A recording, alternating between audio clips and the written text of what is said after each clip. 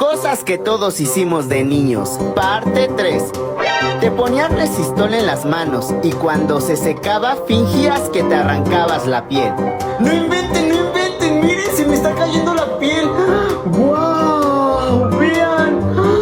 Fingir que estábamos ciegos. ¡Ay, no veo nada! A ver, ¿esta es la sala? No, por aquí está la pared, camino por aquí. Intentar mover las cosas con la mente. ¡Muévete! ¡Que te muevas!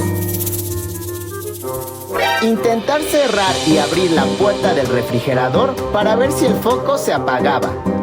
Hacer mezclas raras con las bebidas. Dale me gusta si has hecho alguna.